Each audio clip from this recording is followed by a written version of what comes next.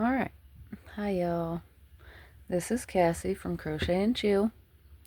Today I'm gonna show you a slower version, maybe a easier version on how to do a chain. Actually, I'm gonna show you how I hold my yarn first, because some people have a problem holding their yarn without hurting their hands. So first we do a slip knot. I have a video on this. Do my slip knot, pull it, hook in there. Alright, tighten it down just a little bit. You can there's still room. Alright, this is how I hold my yarn. Yarn tail is always down, like that. Well, not when this is how I hold my yarn, actually, because you know what, I need the hook. But I hold it with the yarn tail here when I'm first starting until I get some project work going on where I can hold on to it. But I just take the yarn over these three and put it over my first finger. Hold the yarn with these three for tension purposes. Then I use these two because I use my thumb and my middle finger to hold the project while I'm doing it. So yarn over these two, technically three until you get set up. So over these two, or three, and then back behind the first finger. And then hold on with, it's hard to do on camera. Alright. There we go. See, I got it with these two. Holding the project with my middle and thumb. And the tension feeder thing, yarn feeder finger. Oh, I'm a goofball. Anyway, alright. So, to do a chain, you got your slip knot on your hook with space between the hook and the knot. Okay, so you just put the yarn behind your hook. Let me get my finger out of the way. Put the yarn behind the hook and over the front of it. Hook it and pull it through. Yarn behind the hook and over the front. Make sure it's under that hook and pull it through the loop. Behind, hook it, and pull it through. We're almost to some colors here in this chain. Alright, one more time. Behind the yarn. Or, no, not behind the yarn. Put the yarn behind the hook. And then over the front of it. See that? Yarn behind the hook and over the front. And then pull it through the loop. With practice, your V's, see the V's? Right there. Oh, hang on, let me get a pointy thing. A pointy thing. This is one of my daughter's creations, this handle for this crochet hook. Anyway, these are the V's. See?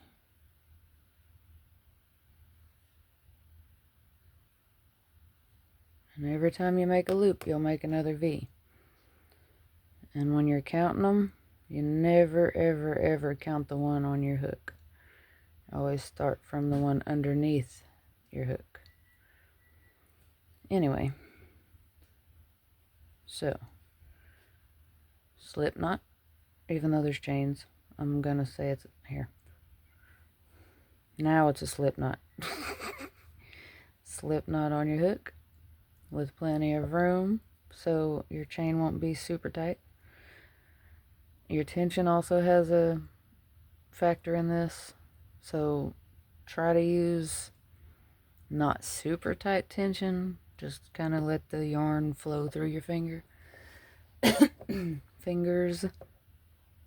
Anyway, so put the yarn behind your hook and then bring your hook around the yarn. That didn't make sense. Yarn behind the hook and over the front of it. Make sure it gets under this hook, because if it doesn't get under the hook, then it's not gonna hook it. See? Oh, it did. It almost did backward. Alright, so yarn behind the hook and over the front through the loop. Yarn behind the hook, over the front, and through the loop. See? That's 2. And every time you get a few chains made, scoot your fingers up. See, I was holding it down here to begin with. So you scoot your fingers up. That way you're holding this V. That way it doesn't shrink. Because I'll show you what happens if you don't. Okay. Slip knot. And you're just going along doing your chains. And it's getting longer and longer and longer and longer. And then eventually you run out of hand space. But look how tight that chain got. It started out loose, kind of. And then it got tighter as it went. That's not a good foundation, because when you try to work back in these tight ones, it's going to be difficult. So you never want a super tight starting chain. Just want a loose-ish one. Try to do this slow. And you just keep even tension. Ah, not like that. That's not even tension. It is very difficult for me to go slow with this sometimes. But see, they're not exactly perfect, but you really won't be able to tell in the end. Let me just do it like I'm not on camera and see if I can make it even, so I can show y'all.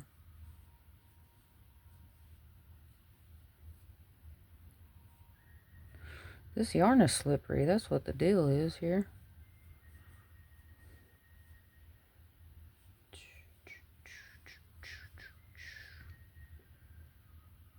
Kind of more even.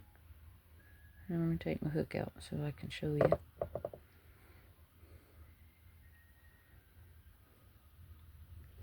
See? They're kind of more even. They're not going to be exactly perfect, especially if you're just beginning. But if they're loose enough to where you can work back into them when you have to put the next row on it, then you'll be fine. As long as they're not just like gaping. Let me start here and I'll show you what I mean. Because if you draw up too big of a loop for your chain, or your tension gets off, and then look, it won't even stay on the hook. I was trying to do it sloppy. Then you don't even care about your tension, and then all of a sudden you just got this big mess. See, you got some good ones. And then you got some really super loose ones. Then you got some little tiny ones. But, yeah. So, this beginning part is about what you want your chains to look like. Don't make them look like this, or your work will be loopy at the bottom. It could probably still work out for you, but it's gonna be loopy. My hook ran away. It's gonna be loopy and loose if you do it like that. So, that was how to do a chain. And if you like this video, go ahead and subscribe and leave a like. And don't forget to hit the notification bell. That way you can stay in the loop. See what I did there? So you can stay in the loop of the next tutorials and things that I do.